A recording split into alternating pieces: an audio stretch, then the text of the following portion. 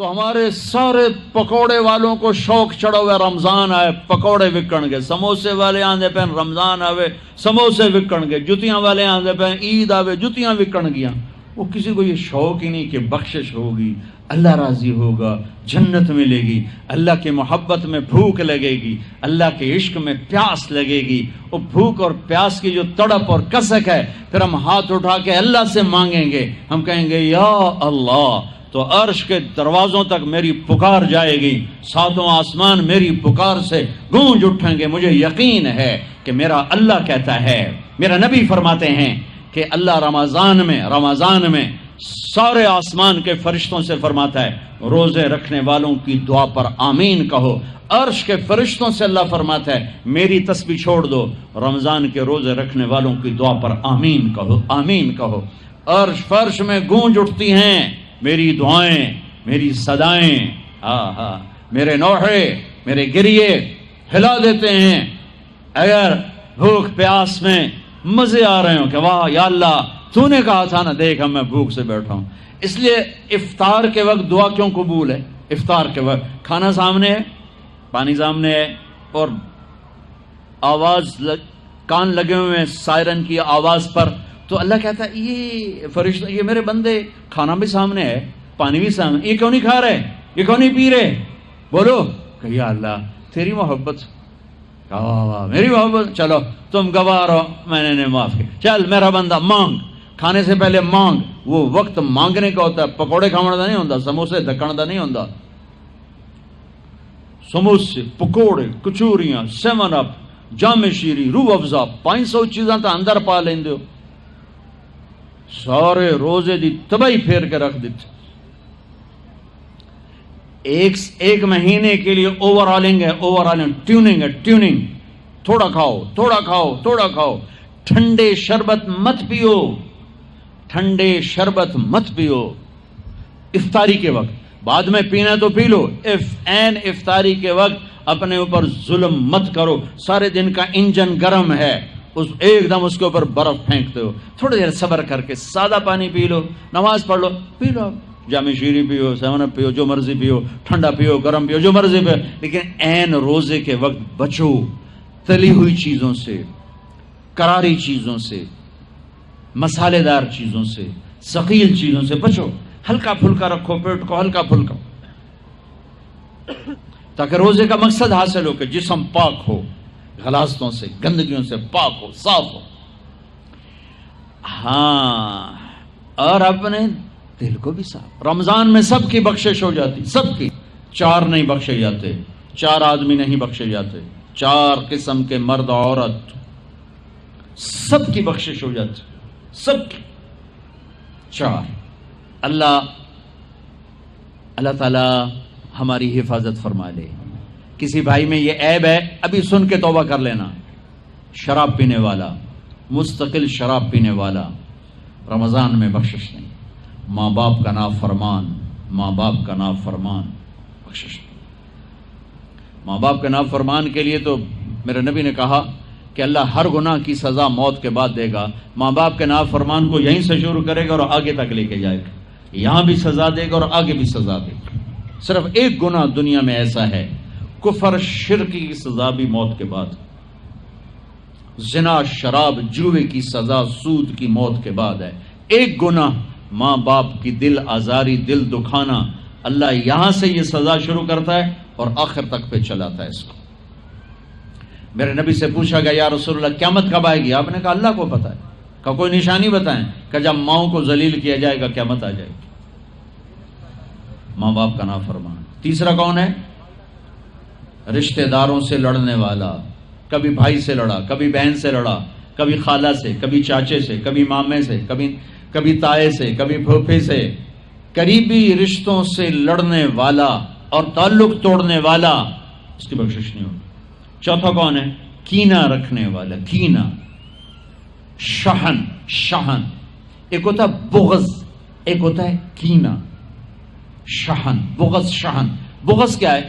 بغض کیا ہے؟ کہ مجھے انصر بھائی سے نفرت ہے، یہ بغض۔ اور کینہ کیا ہے؟ کہ میں ان کو نقصان پہنچانا چاہتا ہوں۔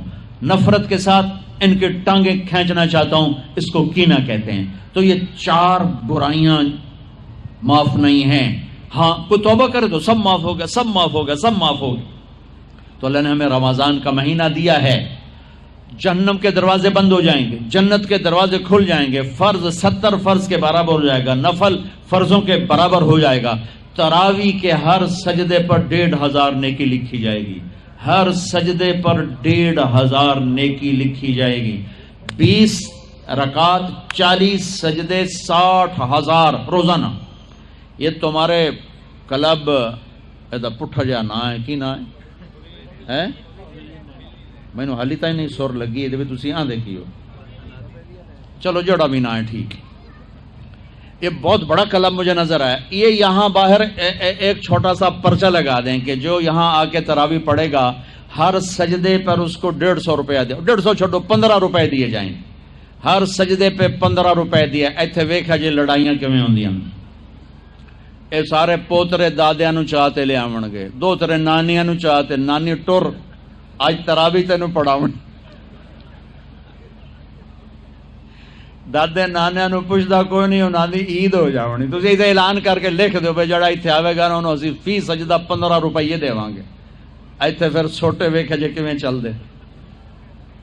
او میرے نبی، او میرے نبی، او میرے محبوب، او میرے پیارے اور میرے اللہ کے پیارے دلارے، راج دلارے، وہ کہہ رہے ہیں او میری امت 1 گھنٹہ لگا لو، 1 گھنٹہ 40 سجدے، ہر سجدے پہ 1500 نیکی، 60,000 نیکیاں، اور ہر سجدے پر جنت میں ایک سرخ یاقوت کا محل، اور ہر سجدے پر جنت میں ایک درخت جس کے نیچے 100 سال گھوڑا دوڑ سکتا ہے۔ اتنے تھوڑے وقت میں اتنی کمائی۔ اب 8 تراویح پڑھ کے آدھی مسجد خالی جا رہے، کتنے جا رہے ہو، کی کرن جا رہے ہو، کوئی کام نہیں، 8 پڑھ کے جوتا اٹھا کے جا رہے ہیں۔ اے بھائی پڑھ دو، سال کے بعد آیا ہے موقع اللہ سے لینے کا، اور ہر سجدے پر یہ کچھ اللہ دے رہا ہے۔ اور پھر جب آخری رات ہوتی تو اللہ فرماتے ہیں میرے فرشتوں، میرے بندوں کی رات کی تراویح اور دن کا روزہ، اس کے بدلے میں میں نے ان کے پچھلے سارے گناہ معاف کر دیے۔ اور آسمان پہ ایک فرشتہ اعلان کرتا ہے یا باغ الخیر ابشر و اقبل، اے بھلائی کے چاہنے والے آگے بڑھ خوشخبری ہو، اور اے برائی کے کرنے والے بس کر اور واپس ہو۔ اور اللہ کا عرش مستقل پہلے آسمان پہ آ جاتا ہے، عرفات کے دن صرف عرفہ کے دن پہلے آسمان پر، لیکن رمضان میں پورا رمضان عرش پہلے آسمان پر۔ اور میرے اللہ کا اعلان ہے کوئی بخشش چاہنے والا، ہے کوئی توبہ کرنے والا، ہے کوئی رزق لینے والا، ہے کوئی سوال کرنے والا، ہے کوئی دنیا اور آخرت کی حاجت لینے والا، ہے کوئی مانگنے والا۔ ہر وقت اللہ کی طرف سے اعلان ہوتا ہے اس مہینے کو بناؤ، دنیا کماؤ، حلال کمانا کوئی، میں تو ویسے مذاقن کہہ رہا ہوں، ہر ایک دنیا کمانا کوئی منع تھوڑا ہی، حلال کمانا کوئی منع تھوڑا ہی ہے، لیکن ایسی کمائی میں نہ لگو کہ روزے پہ زد پڑے، تراویح پہ زد پڑے، تلاوت پہ زد پڑے۔ میرے نبی پاک صلی اللہ تعالی علیہ وسلم رمضان میں قرآن کی تلاوت بڑھا دیتے تھے۔ قرآن رمضان کا سب سے بڑا وظیفہ، جی کوئی وظیفہ دسو، کوئی وظیفہ دسو، لوگ پوچھتے ہیں جی رمضان کا کوئی خاص وظیفہ بتا رہا ہوں۔ رمضان کا خاص وظیفہ قرآن کی تلاوت، رمضان کا خاص وظیفہ قرآن کی تلاوت، قرآن کی تلاوت، قرآن کی تلاوت، جتنا پڑھ سکتے ہو پڑھتے جاؤ، پڑھتے جاؤ، پڑھتے جاؤ، پڑھتے جاؤ۔ میرا ایک ساتھی ہے مولوی ثناء اللہ، وہ ایک دن میں پورا قرآن ختم کرتا ہے، ایک دن میں پورا قرآن، ایک دن میں پورا قرآن، پورے رمضان میں 30 قرآن ختم کر دیتے، سوائے اس کے بیمار ہو جائے تو کوئی بیمار ہو جائے تو 10 پارے، ورنہ پورا قرآن، رمضان قرآن، پورا قرآن۔ تو چلو ہم پورا قرآن نہیں پڑھتے، کچھ تو پڑھو، سارے سال نہیں پڑھا، کچھ تو پڑھو۔ رمضان کا وظیفہ قرآن کی تلاوت، رمضان کی تسبیح قرآن کی تلاوت، رمضان کی خدمت، روزے افطار کرواؤ، سحری کھلاؤ، افطاری کراؤ، غریبوں کو مدد کرو، زکوٰۃ دو، اپنے مزدوروں سے کام تھوڑا لو، گھر کے نوکروں سے کام تھوڑا لو، اور رمضان کی سب سے بڑی بات، آپس میں بغض سے دل صاف کرو. لڑے ہوئے ہو رمضان آنے سے پہلے جیسے لوگ حج پر جانے سے پہلے نہیں فون کرتے ہیں، صلح کرتے ہیں، اتنا ہی ضروری ہے رمضان سے پہلے میں دل صاف کر لوں، میں معاف کر دوں، میں معافی مانگ لوں. زیادتی کی ہے تو معافی مانگ لوں، کوئی معافی مانگنے آیا تو معاف کر دوں. میرا دل صاف ہو، کسی سے بغض نہ ہو، کسی سے کینہ نہ ہو، کسی کا حسد نہ ہو، کسی سے رنجش نہ ہو. دل صاف کرو. صاف دل اللہ کا عرش بن جاتا ہے، اللہ کا عرش بن جاتا ہے، اللہ کا عرش بن جاتا ہے.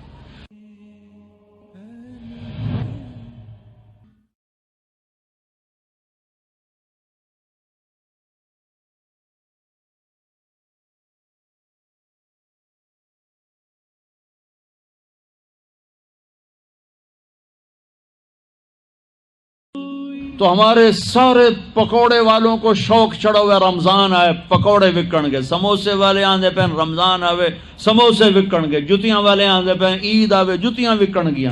وہ کسی کو یہ شوق ہی نہیں کہ بخشش ہوگی، اللہ راضی ہوگا، جنت ملے گی، اللہ کی محبت میں بھوک لگے گی، اللہ کے عشق میں پیاس لگے گی. وہ بھوک اور پیاس کی جو تڑپ اور کسک ہے، پھر ہم ہاتھ اٹھا کے اللہ سے مانگیں گے. ہم کہیں گے یا اللہ، تو عرش کے دروازوں تک میری پکار جائے گی، ساتوں آسمان میری پکار سے گونج اٹھیں گے. مجھے یقین ہے کہ میرا اللہ کہتا ہے، میرا نبی فرماتے ہیں کہ اللہ رمضان میں سارے آسمان کے فرشتوں سے فرماتا ہے روزے رکھنے والوں کی دعا پر آمین کہو. عرش کے فرشتوں سے اللہ فرماتا ہے میری تسبیح چھوڑ دو، رمضان کے روزے رکھنے والوں کی دعا پر آمین کہو، آمین کہو.